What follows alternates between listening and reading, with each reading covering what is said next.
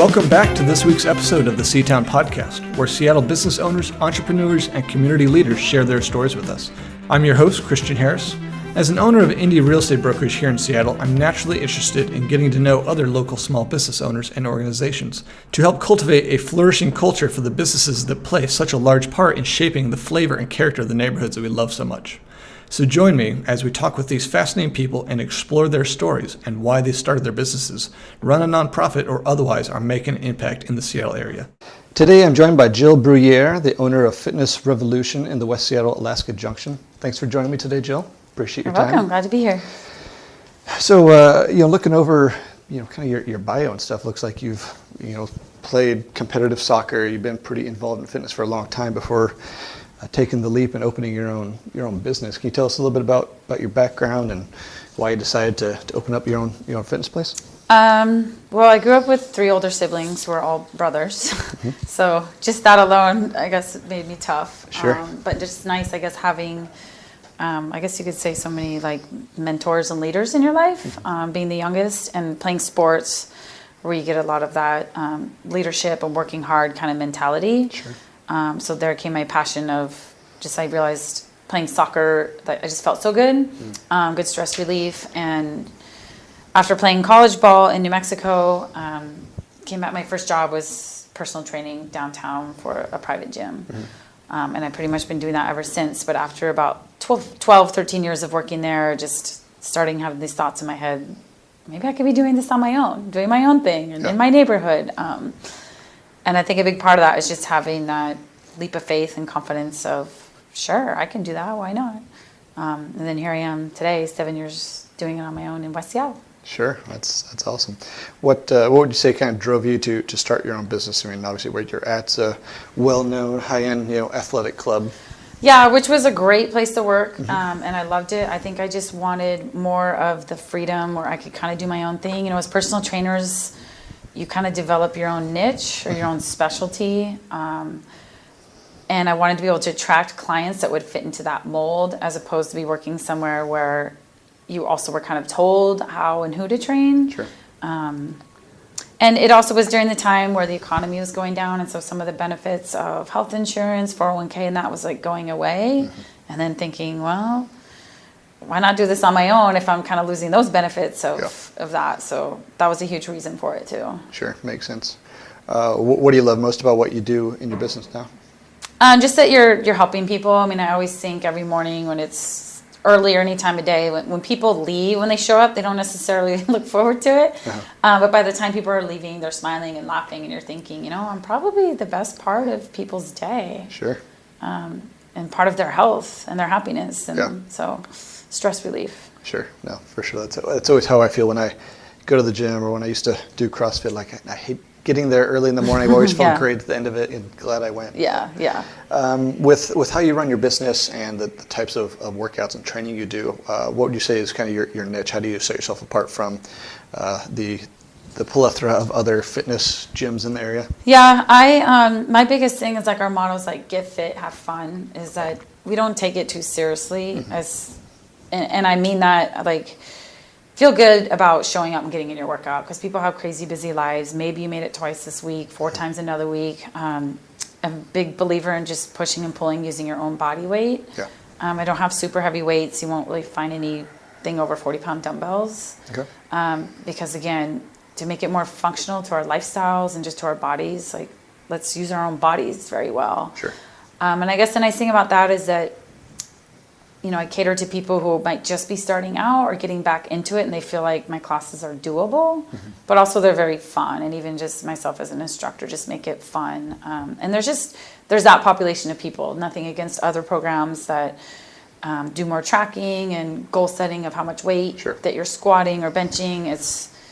These are for people who don't necessarily want that, who want to come in and if they missed a week or 2 weeks, they can come back and jump into a workout and be fine. Sure. They want to be able to come in, have fun, not be ashamed if they're not competitively. And it's just funny because I come from a competitive background where everything was measured and marked and how fast and how many. And I think just getting older too, I'm just like, I'm kind of done with all of that. Let's not be, we already have so many measures in life and at work, and how about I just come here and I do my workout and I'm gone. It doesn't have to be how good did you do, or did you hit those numbers, or what's your weight.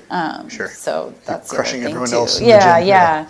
We're very like non-competitive, friendly environment. That's always the first question I get from new clients. Well, is everyone else, can I keep up? And I'm like, we don't compare with each other. We encourage each other. Sure. But yeah, it's not, you don't have to hit certain marks or numbers. Sure. Just come in and do what you can. Sure. Sounds like a fun environment. Maybe I'll come and check it out. How does that work with people who want to check it out? Is it kind of like first I always do a or? free week trial, Okay. just so that people can get a taste of my philosophy and what we do. And I say a week because every workout's a little bit different. Like I might focus on all abs one day, or it might be lower body. Sure. Because I know that people will stick with something that they enjoy, and I might not be the right fit for them. Yeah. So come here, give it a few days, and really see, before you pay your money, are you going to stick with this? Sure. As much as I would love your money, I would rather see you returning and coming back and actually doing it. Sure. What did you find most surprising or unexpected when you first started your business? How fun it was, if that makes sense. I mean, I don't have children, but I always think that my business is my baby. And I want to take care of it, and it's a learning process along the way. There's definitely going to be some roadblocks, but also just like once I made that jump and said, I'm going to do this, just really having that belief and changing my mindset. Because there's some ups and downs, and from leasing your space to people signing up and then quitting. Sure. And also just the fitness industry, it's a revolving door, with people and even with trainers, I guess. Maybe not quite a surprise, but maybe the biggest thing is just other employees and trainers, people that you want to be into it and take care of it as much as you do. But again, you're the owner of the business. Sure. So I guess maybe a little bit surprising just how much people can blow you off or not show up, meaning employees, not my clients. Kind of being prepared for that. Right. Has that been going to happen? Okay. Has that been pretty challenging? I mean, are you still the primary instructor? Or do you have a number of and part of that is because I have a trainer who's been with me 4 years, and he's wonderful. Another trainer in the morning who's with me now, and he's 55 and retired, so that's helpful because he's doing it as a hobby. Sure. But I've had my run-of-the-mill of trainers, and 5:30 in the morning, and all your clients are there, and the trainer isn't there. That's not always. But that was like one incident. But it's just funny how that one thing can just leaves a bad taste in your mouth. Yeah, exactly. And I'm thinking that can never happen again. But it happens. Sure. So maybe give us a little backstory, and like how did you grow up? What did you enjoy doing in your free time? Maybe what are some life experiences that prepared you for starting and running your own business? My mom got remarried when I was 13, and my stepdad was very successful in his business and had his own business, and I think that planted the first seed. Maybe that it could be something that I could do. And again, like I said, just growing up with, playing sports and older siblings, having a lot of mentors in my life, and people building my self-esteem and confidence, and just always kind of having that attitude like, hey, I can do this. I could do this. Went from in high school, we can win the state championship, to I can go on to college and play in college. And sure. Now, did you grow up here in Seattle? In Federal Way. In Federal Way, okay. Yeah. So you went away to college and came back for your master's degree at UW and settled here in West Seattle. I worked at the Washington Athletic Club for about 6 years, and I at the time was missing athletics and thought maybe I want to be an athletic director. So I looked into it, and UW has a master's in sports leadership, which was a great program, and I loved it. And I think even the classes I went through there helped me with doing my small business.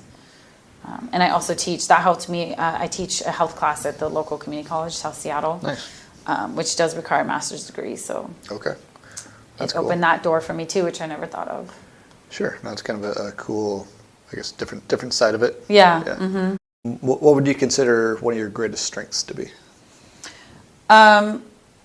Probably the biggest one is just being likable, and in the personal training business, called personal training. It's very personable, and if you're very likable, that helps with getting clients. And I'm just, like I said, I just kind of have this, let's have fun and not take it too seriously attitude. That I think with today's world and the amount of stress and everything, that people kind of appreciate having that kind of fun person in their life. Sure. On the kind of the flip side of that, what's one habit that you wish you had? I don't know how to put this, but people always say, like, you're too nice. So maybe just being able to be a little more stern, I guess. if that's the word, but maybe, so that would help me as far as like, just when you're with certain people that you have to deal with, or just business things, Sure.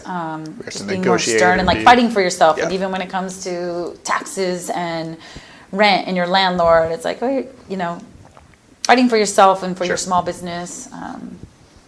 Yeah. So I guess that would be one for sure. Okay. If money wasn't an issue, what would you do with your life? I would travel. Okay. My dad was a pilot growing up. We traveled a lot. And I have two brothers now who are pilots. Okay, nice. Do you get all the family? I mean, I can.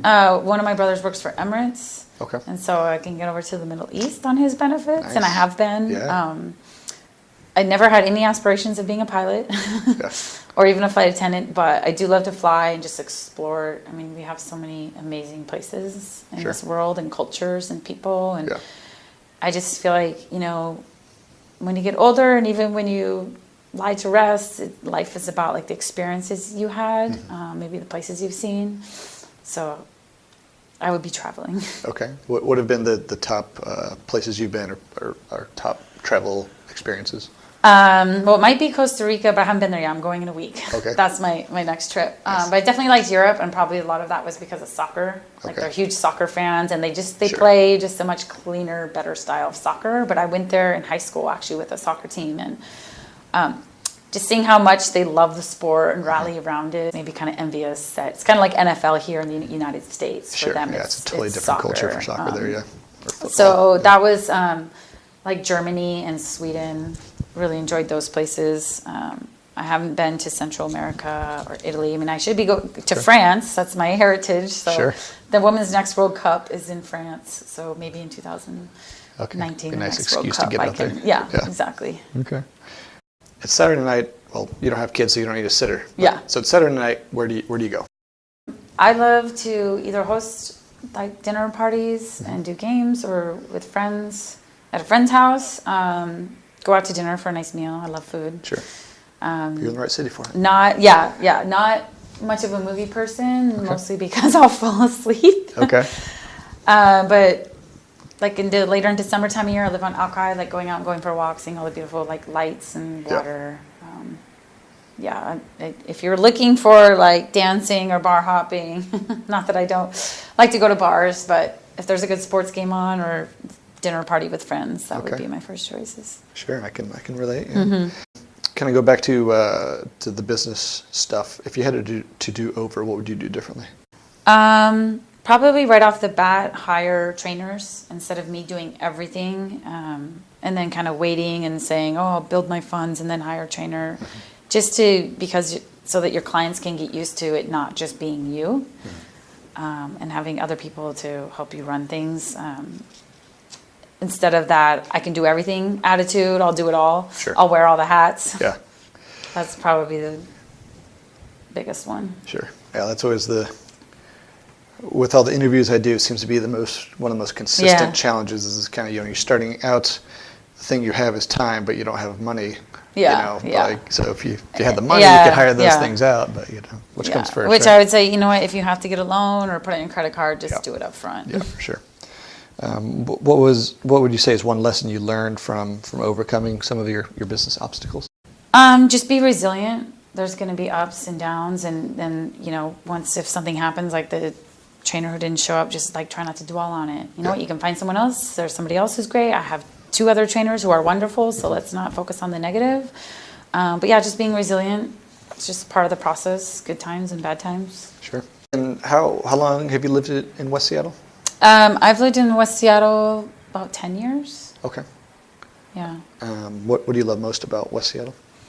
That it's just kind of has its own kind of feeling as far as like neighborhood and restaurants, and people always feel like we're on an island out here because there's a bridge to go over to get here. Yeah. But also feeling like the people who live here, like we're very prideful for our area. Yeah. So for owning my own business too, feeling like, I'm contributing to my community and giving back to my community as well. Like, sure. Yeah, and it seems like it has a very strong community sense, very strong small business Yeah, and it doesn't community. like blend in with the city, I guess. Sure. Because, like I said, there's a bridge. Yeah. We're away enough from the peninsula's city, but close enough almost too. an island, too. Yeah. All right, another situation question. You have a friend visiting from out of town. Where do you take them? I'm like a water person, so anywhere related to the water. Okay. Like even where I live here in West Seattle or downtown and just walking the waterfront in the parks. Of course, that depends on what time of year. Sure. But also like Snoqualmie Falls or just riding the ferry. Like I have friends who've come who've never been on the ferries, take it over to Bainbridge or Port Angeles. Sure. So obviously things that are outdoor related. And then there's the whole, downtown, the gum wall, the Space Needle, and that. Pike Place Market is always a favorite, so definitely throw Pike Place Market in there. Yeah, it's always a good excuse to go down and do some tourism in your own city. All right, so as we're getting ready to wrap up here, I'd like to do kind of a lightning round. We'll just do some quick questions, quick answers. In the past, what was holding you back from becoming the entrepreneur you are today?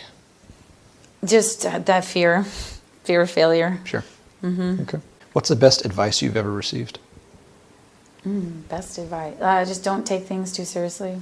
Okay, I like that. It's a good life mantra. Yeah. What's one personal habit that contributes to your success? Probably just commitment. I mean, when I say I'm going to do something, it's like I'm in it and I'm doing it until it's how I want it to be or reaching that goal. Just staying committed, again, even with roadblocks along the way or hiccups along the way. Sure. Do you have a specific technology or life hack that has changed your life? I don't. I'm pretty bad. I saw that question on there. I was thinking about it, and I look at my phone. I'm like, Amazon and Nordstrom are the most used apps on my phone. Amazon Prime's amazing. Mostly because I'm not big into shopping. I don't have patience for it. So, and I'm just not, even though so many of my clients are, I'm not much of a tracker. Like, how many steps did you take? What was your food intake for the day? It's just not my thing, and I'm a runner too. And what was your pace? How far did you go? Again, I think I've let go of all that because so much of my younger life and college life was just measurements. Whereas now I'm like, I like to go out, see how I feel, and just run, and whatever pace I'm running, and stop when I don't feel like running anymore. Right, as long as you enjoy it. Yeah. Do you listen to podcasts? No. Okay, well, I will not ask you I'm what your going to favorite listen one to is this one. You say you don't really watch movies. I was going to ask what your favorite movie is. You've like stayed awake 80s for. movies. I just rewatched Good Will Hunting. Okay. Breakfast Club. Nice. Old 80s movies are some of my favorites. Yep, those are some classics. If you could recommend just one book to our listeners, what would it be? Yeah, I wrote this one down. It's by Ken Blanchard, and it's called Put Yourself in Their Shoes. Okay. And that was a huge lesson that I learned, which is all about listen to your customers. Because again, as a personal trainer, you have this idea of what somebody should be doing and how they should be working out. But now when I meet, especially one-on-one clients, they come in and we talk for a good 45 minutes. What's been going on in your life? What do you enjoy doing? Because if somebody comes in and I think, they should be running and lifting upper body, and they can't, and they tell me that they hate running, like they absolutely hate it. Sure. They're probably not going to stick to it for more than a week or 2 weeks. So really listening to your customers. What are they telling me that their aches and pains are? What are they telling me that hasn't worked in the past? What are they telling me that they enjoy to do? And then I can write their program. Sure. Again, as opposed to being like, this is what I think, which was probably how I spent the first 7-8 years of training. That's just kind of been something that I've learned along the way. Sure. And everyone's different, so there's no one cookie cutter program. And that is a great book. And I think it's good for anyone. It just also kind of teaches that lesson about empathy, like put yourself in someone else's shoes. Okay. So it's a good life lesson too. It doesn't necessarily have to be related to owning your own business. Sure. I like that. It sounds like it's helped you to kind of put the personal in personal training. Yeah, exactly. Yeah. Mm-hmm. So what would you say is next for Fitness Revolution? I have a really good core group of people, and I'm always like kind of keeping the workouts fresh and new. But also tomorrow night I'm doing a Zumba Night out at the Hiawatha Community Center. Okay. And it's for my clients. A lady who's teaching it is really great, high energy. And I don't dance, I don't have rhythm, but it sounds like fun. A bunch of my clients are going. So just doing more fun, outgoing things that we can do together, because we've noticed that we've kind of become this family. We kind of want to hang out with each other. So for Fitness Revolution, me is just doing more things like that. I guess I would call it like positive outlets. Okay. Things like, I said, tomorrow night, here's your opportunity to come pay $20 and do Zumba for 2 hours. Maybe you've never done it before, or introduce you to something new.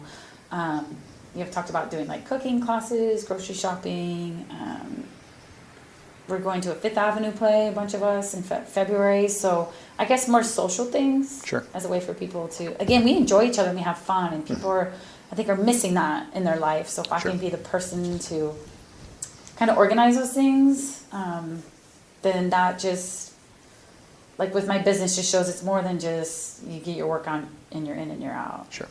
So social things, that aren't even necessarily related to fitness. Sure, I like that. I mean, it goes hand in hand with kind of the community aspect of West Seattle. You make the business a community, and you like hanging out with each other. It's not just working out. So. Yeah. As we wrap up, what's one piece of parting guidance you'd like to leave with our listeners?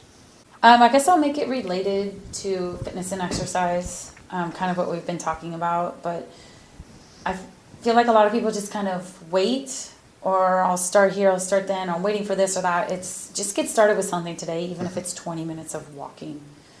Because just getting it started, and you'll notice, I mean, even 20 minutes of walking in the fresh air, you're going to feel a little bit better, and notice that maybe you have a little bit more energy.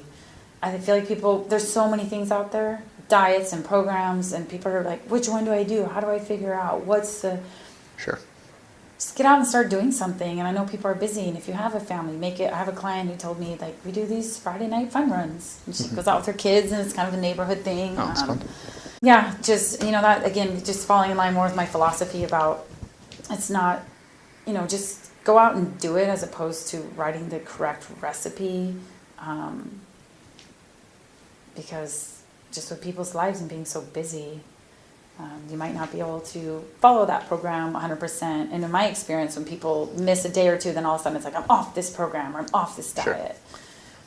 Think of more creative ways. I mean, and here I am, somebody who owns a gym. It's like, you don't even have to belong to a gym. You can do stuff. If you go on YouTube, there's a zillion videos.